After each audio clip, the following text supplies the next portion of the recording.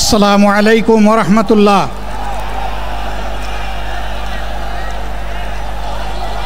আসসালামু আলাইকুম ওয়া রাহমাতুল্লাহ। আলহামদুলিল্লাহি রাব্বিল আলামিন ওয়াসসালাতু ওয়াসসালামু আলা রাসূলিহিল কারীম ওয়া আলা আলিহি ওয়া সাহবিহি ওয়া আহলি বাইতি আজমাইন। বাংলাদেশ জামাত ইসলামী কর্তৃক আয়োজিত আজকের এই জাতীয় সমাবেশে উপস্থিত সম্মানিত জাতীয় নেতৃবৃন্দ, বন্ধু সংগঠনের নেতৃবৃন্দ, শহীদ পরিবারের গর্বিত সদস্যবৃন্দ, 24 জুলাই যোদ্ধাবৃন্দ, আপামর আল্লাহ রাব্বুল আলামিন আজকের দিনটা অনেকটা এয়ার কন্ডিশন করে দিয়েছেন। আলহামদুলিল্লাহ, বৃষ্টি নেই, তীব্র রোদও নেই। আল্লাহ তাআলার পক্ষ থেকে তার গোলামদের প্রতি এই যে মেহেরবানি, এর জন্য নত শিরে আরেকবার আমি শুকরিয়া আদায় করছি। আলহামদুলিল্লাহ।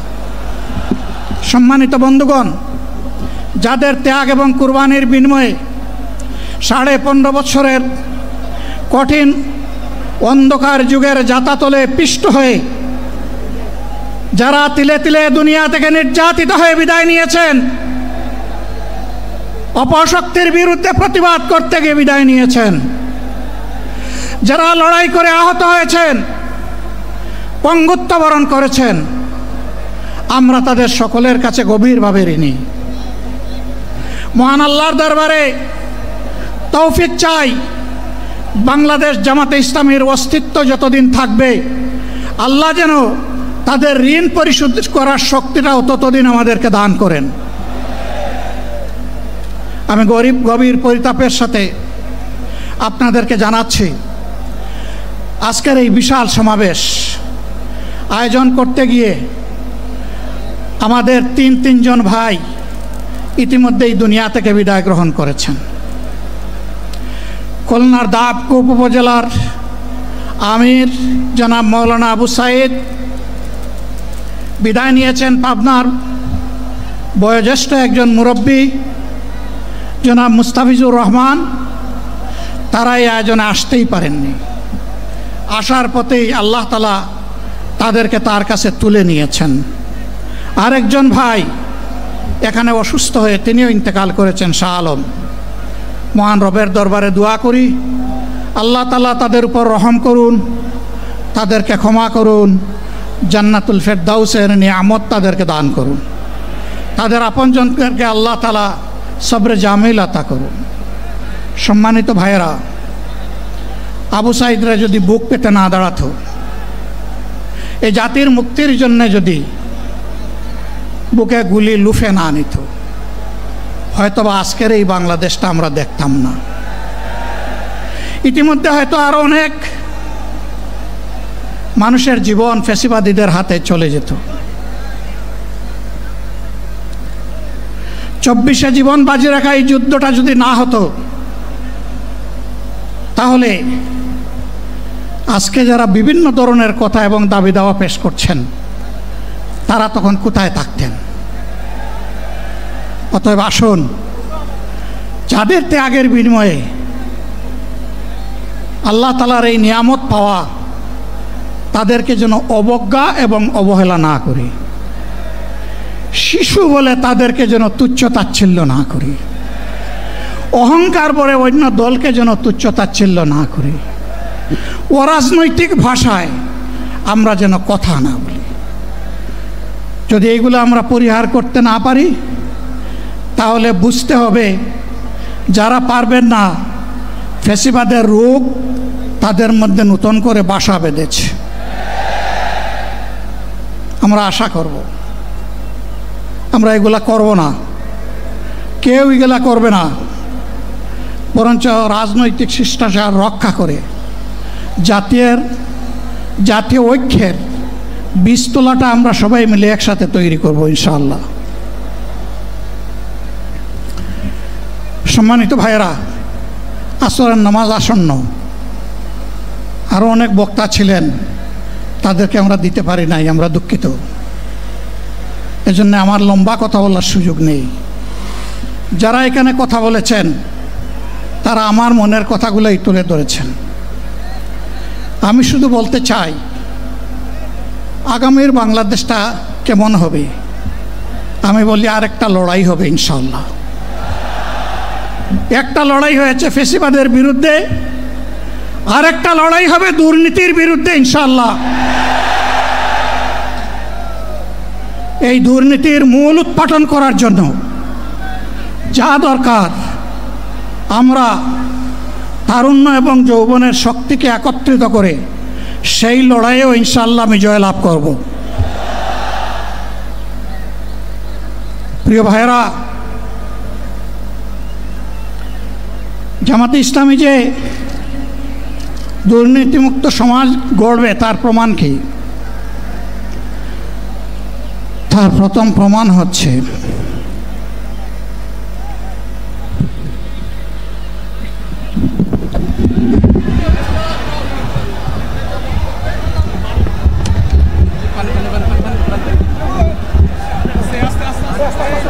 আপনারা অবস্থান করুন যার যে জায়গায়। আপনাদের সব কিছু দেখার জায়গার স্থান পরিবর্তন করবেন না, সবাই জায়গায় থাকেন, সবাই তার নিজ নিজ জায়গায় অবস্থান গ্রহণ করেন, সবাই তার নিজ নিজ জায়গায় অবস্থান গ্রহণ করেন। আপনারা নিজ নিজ জায়গায় থাকুন, প্রয়োজনীয় দিক নির্দেশনা দেওয়া হবে। আপনাদের উত্তেজিত উদ্বেলিত হওয়ার কোনো কারণ নেই। মহান রাব্বুল আলামিনের একান্ত মেহেরবানিতে আমাদের প্রোগ্রাম আলহামদুলিল্লাহ, শুকরান, আলহামদুলিল্লাহ কাসিরান। সম্মানিত ভাইয়েরা, আপনারা সম্মানিত ভাইয়েরা, আল্লাহ রাব্বুল আলামিনের রসের মেহমানিতে ঠিকভাবে এই গরমের কারণে মাহফিল মুহতারাম আমিরে জামাত অচিরেই সুস্থ হয়ে যাবেন ইনশাআল্লাহ। আমি আল্লাহ তাআলার শুকরিয়া আদায় করি, আল্লাহ তাআলার শুকরিয়া আদায় করি আবার আপনাদের সামনে দাঁড়াতে পেরেছি। আমি বলেছিলাম দুর্নীতিমুক্ত বাংলাদেশ ইনশাআল্লাহ সবাইকে নিয়ে আমরা গড়ব। আমরা কথা দিচ্ছি, বাংলাদেশ জামাত ইসলামী যদি আল্লাহ তাআলার মেহেরবানি এবং সরকার জনগণের ভালোবাসা নিয়ে সরকার গঠন করে, তাহলে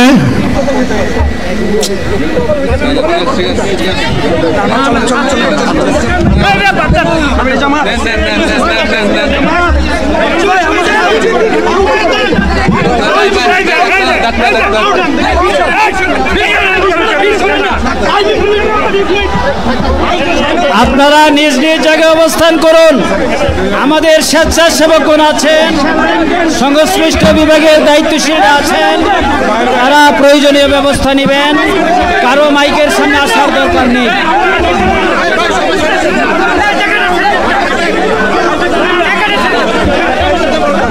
আপনারা অবস্থান করুন নিজ নিজ জায়গায়।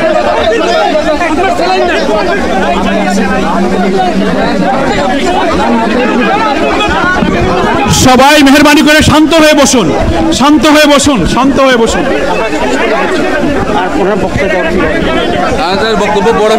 আপনারা সকলে আমিরে জামাত একটুখানি অসুস্থ হয়েছেন, গরমের কারণে হয়েছে, কিন্তু উনি বারবারই চেষ্টা করছিলেন বক্তব্য দেওয়ার জন্য। ডাক্তাররা বলছেন ওনার আর বক্তব্য রাখা ঠিক হবে না। ওনার যে বক্তৃতা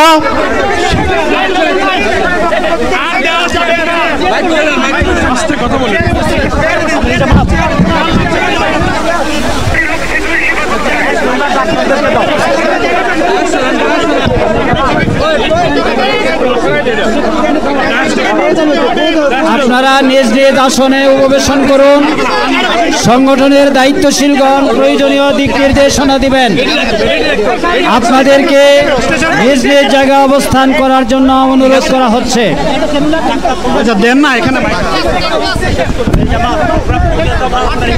আপনাদের এই ড্রোনগুলো আলহামদুলিল্লাহ আলহামদুলিল্লাহ। আরে আল্লাহ যত সময় হায়াত দিয়েছেন, আল্লাহ যত সময় হায়াত দিয়েছেন তত সময় মানুষের জন্য লড়াই করবো ইনশাআল্লাহ। এ লড়াই বন্ধ হবে না। বাংলার মানুষের মুক্তি অর্জন হওয়া পর্যন্ত আমাদের লড়াই অব্যাহত থাকবে। বলছিলাম জামাতে ইসলামী যদি আল্লাহর ইচ্ছা এবং জনগণের ভালোবাসায় বাংলাদেশের মানুষের সেবা করার সুযোগ পায় তাহলে মালিক হবে না, সেবক হবে ইনশাআল্লাহ। আজ আমি ঘোষণা দিচ্ছি, লক্ষ জনতাকে সাথে নিয়ে বাংলাদেশ জামাতে ইসলামী থেকে যারা আগামীতে সংসদ সদস্য হিসাবে নির্বাচিত হবেন, আরে আপনারা কথা বন্ধ করেন, আপনারা কথা বন্ধ করেন, সবাই বসে পড়েন, সবাই বসেন বসেন, কেউ দাঁড়াবেন না, সবাই বসেন। যদি আল্লাহর ইচ্ছায় জনগণের ভালোবাসায় বাংলাদেশ জামাতে ইসলামী থেকে সংসদ সদস্যরা নির্বাচিত হয়ে সরকার গঠন করেন তাহলে কোনো এমপি, কোনো মন্ত্রী আগামীতে সরকার কিন্তু প্লট গ্রহণ করবে না।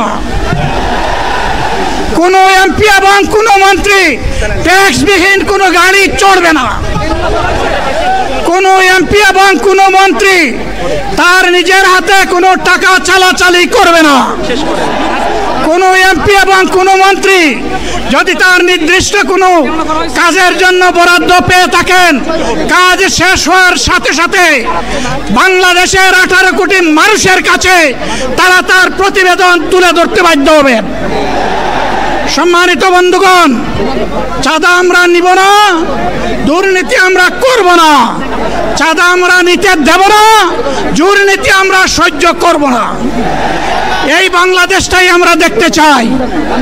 যুবকদেরকে আমরা স্পষ্ট ভাষায় বলতে চাই, বন্ধুগণ তোমাদের সাথে আমরা আছি। আমি আজকে জামাতের আমির হিসাবে এখানে কথা বলতে আসিনি। আমি এসেছি বাংলাদেশের 18 কোটি মানুষের একজন হয়ে কথা বলতে। আমি শিশুদের বন্ধু, আমি যুবকদের ভাই, আমি বয়স্কদের সহযোদ্ধা, আমার বোনদের আমি ভাই। সুতরাং তাদের মুক্তির জন্যেই আমি দায়িত্ব নিয়ে আজকে এখানে দাঁড়িয়েছিলাম। আল্লাহর ইচ্ছা শরীর আমাকে সাময়িকভাবে সহযোগিতা করে নাই, এটাও আল্লাহর ইচ্ছা যে এখন আল্লাহ আমাকে কথা বলার সুযোগ দিচ্ছেন। আমি বলতে চাই, বাংলাদেশের নির্দিষ্ট কোনো শ্রেণীর মুক্তির জন্য আমাদের এই লড়াই নয়। রাস্তার একজন পরিচ্ছন্নতা কর্মী, চা বাগানের একজন শ্রমিক, রক্ত পানি করে ঘাম জড়ানো আমার একজন রিক্সা চালক ভাই মাঠে ময়দানে বাংলাদেশের মানুষের মুখে যারা এক মুঠো ভাত তুলে দিতে চায়, আমার সেই কৃষক বন্ধুটি, আমি তাদের হয়ে আজকে এখানে কথা বলতে এসেছি। আমি কোনো অভিজাত শ্রেণীর হয়ে এখানে কথা বলতে আসিনি। আল্লাহ তাআলার অশেষ মেহেরবানি, আজীবন সকল রক্ত চক্ষুকে উপেক্ষা করেছি, জেল জুলুমের পরোয়া করি নাই। আমার আফসোস, 24 সালে জাতিকে মুক্তি দিতে গিয়ে যারা জীবন দিয়ে শহীদ হলো, আমি তাদের একজন হতে পারলাম না। আপনাদের কাছে দোয়া চাই, ইনসাফের ভিত্তিতে একটি দেশ গড়ে তোলার জন্য আগামীতে যে লড়াই হবে, আমার আল্লাহ যেন সেই লড়াইয়ে আমাকে একজন শহীদ হিসাবে কবুল করেন। সম্মানিত বন্ধুগণ, আমাদের প্রিয় শহীদ নেতৃবৃন্দ 2006 সালের 28 অক্টোবর থেকে শুরু করে পল্টন গণহত্যা, শাপলা গণহত্যা, সারা দেশের গণহত্যা, পিলখানার গণহত্যা, 24-এর গণহত্যা, এই গণহত্যা যারা করেছে তাদের সকলের বিচার বাংলাদেশের মাটিতে নিশ্চিত করতে হবে। এদের বিচারের দৃশ্যমান প্রক্রিয়া শুরু না করা পর্যন্ত পুরানা ব্যবস্থাপত্রে বাংলাদেশ আর চলবে না। এতগুলো মানুষ এমনি এমনি জীবন দেয় নাই, জীবন দিয়েছে জাতির মুক্তির জন্য। যদি বস্তাপোতা পুরানা সবকিছুই টিকে থাকবে তাহলে কেন তারা জীবন দিয়েছিল? যারা ওই বস্তাপচা ব্যবস্থাপনায় বাংলাদেশকে আবার গড়তে চান তাদেরকে আমরা বলি, জুলাই যুদ্ধ করে যারা জীবন দিয়েছে আগে তাদের জীবনটা ফেরত এনে দেন। যদি শক্তি তাকে ফেরত এনে দেন, আপনারা পারবেন না, যেহেতু পারবেন না কাজেই নতুন ব্যবস্থায় নতুন বাংলাদেশ গড়ে তোলা হবে ইনশাআল্লাহ।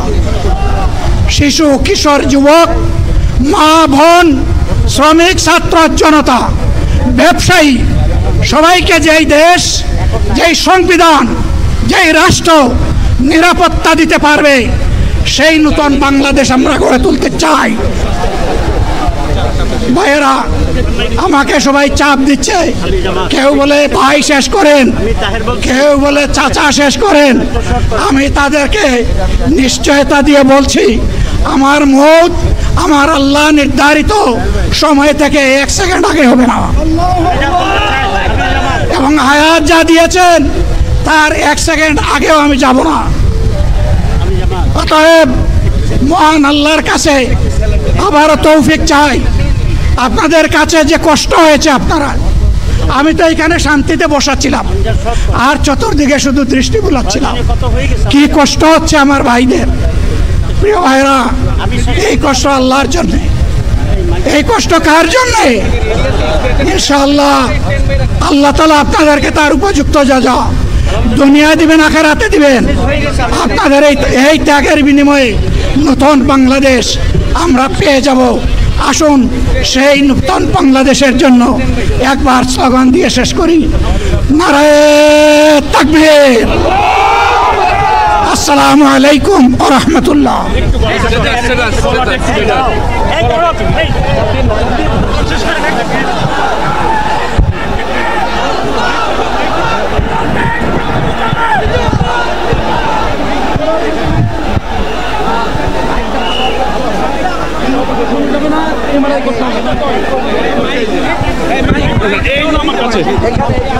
সংগ্রামী দেশবাসী, সবাই আপনারা মহান আল্লাহর কাছে শুকরিয়া আদায় করুন। আলহামদুলিল্লাহ, আমাদের প্রিয় আমিরে জামাত মহান আল্লাহর রহমতে তিনি সুস্থ হয়ে আমাদের মাঝে তার সমাপনী বক্তব্য রেখেছেন। আলহামদুলিল্লাহ। হয়তো প্রচন্ড গরমে অনেকেই যেমন অসুস্থ হয়েছেন, আমাদের আমিরে জামাত সাময়িক অসুস্থ হয়েছিলেন। মহান আল্লাহ তাআলা তাকে কথা বলার, সমাপ্তি ঘোষণা করার তৌফিক দান করেছেন। সবাই আপনারা নিরাপদে দলে দলে যেভাবে এসেছেন নির্দেশনা অনুযায়ী আপনারা আল্লাহর নামে ধীরে ধীরে ফিরে যাবেন। যেখানে যানবাহন আছে সকলকে আমিরে জামাতের পক্ষ থেকে মঞ্চের রাজধানীতে উপস্থিত জাতীয় নেতৃবৃন্দ যারা এসে আমাদের প্রতি সংহতি জানিয়েছেন, দেশ এবং